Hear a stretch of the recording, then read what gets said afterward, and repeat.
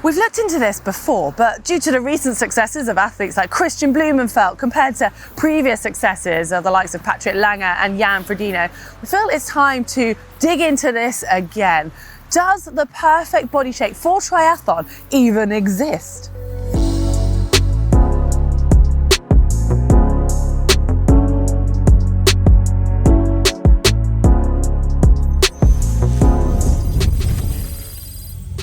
Most sports have a dominant body type or body shape. Of course, you're going to have outliers, but certain bodies will be better suited to certain sports. Take basketball, where you've got athletes who are tall. For rugby, you need to be strong and muscular. For gymnastics, you need to be small and flexible. The same is true for swimming and for cycling and for running. But what if your sport is three sports? Which aspects are important and which, if any, can predict success in triathlon? It's worth pointing out that body shape isn't only inherited. In fact, body shapes can change through years of training. And if you look at elite athletes, you might think, well, they were born that way. But actually, it will have been years and years of training and honing in their body type to get those characteristics. And they won't have been born with all of the exact characteristics that they now represent. And it's easy for us to sit there and watch professional athletes on the television and go, well, I wasn't born that way. I've got no chance of doing that sport.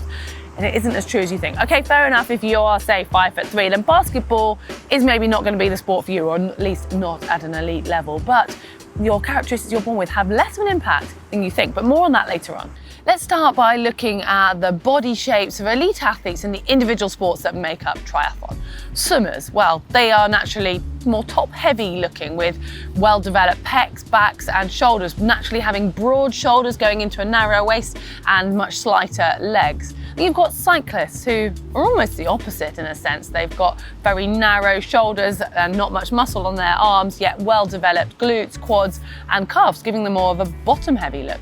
And elite runners, well, they are just overall very slight, yet muscular, but small. Well, you might think that if you put all of these together, you'd end up with strong, muscular upper body, you'd have powerful legs on a long, lean frame, that would be the perfect triathlete. Well, it would probably look something like Captain America. Now, no idea if he's any good at triathlon, but you could actually say it's starting to look a little bit like the body type of Jan Frodeno. Obviously, Jan doesn't quite have the size and strength of the upper body of a swimmer, and his lower body is going to be a little bit heavier than an elite runner, but it's getting close. And with the success that he's had, you could say that that's maybe the perfect body type for triathlon. However, I feel that Christian Blumenfeld might disagree.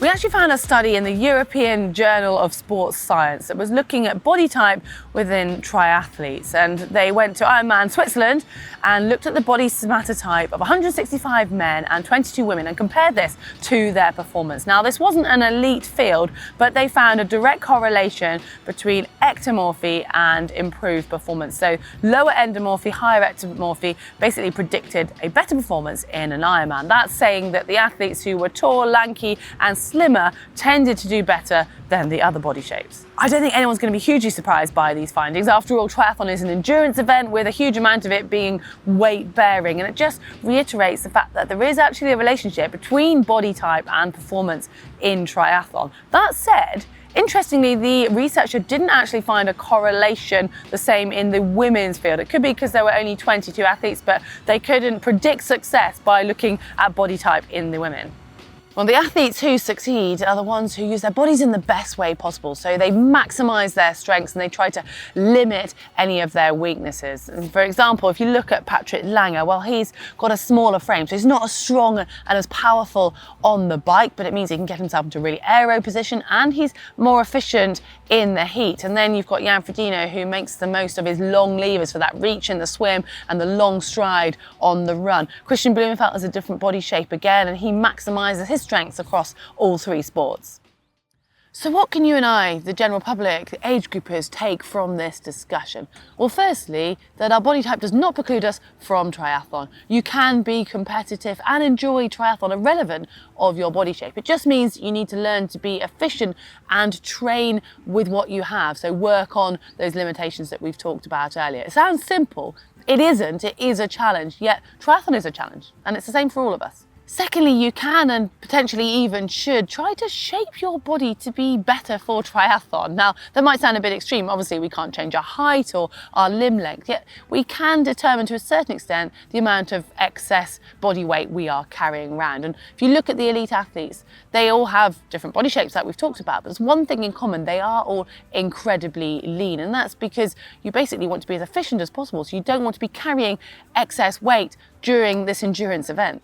Well, interestingly, someone actually did a dig into the numbers looking at weight and performance at Kona. They took the podium finishes in the men's field for the last 15 years and found that for every 1 inch of height, it equaled 1 kilogram of body weight. Now, this is incredibly light and incredibly lean, and it is worth pointing out that the pros, especially on race day, are balancing a very fine line between being the correct weight, but being light enough to race, but still having enough energy to perform well. And you do sometimes see pros sadly tipping over that. So as age groupers, it's so important to make sure that health comes first. And if you are trying to lose a bit of weight, that you do it properly with exercise and a healthy balanced diet, not with calorie restriction, as that can actually be detrimental to your overall performance.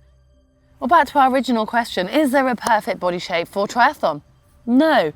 I mean, yes, there are certain characteristics that lend themselves to being successful in this sport, as we've discussed, and being lean and relevant of your actual body shape is going to help you with your performance in that. But you are not limited by the shape of your body. And at the end of the day, triathlon is about living an active and healthy lifestyle and being able to use the body that you have to swim, cycle, and run as fast as possible.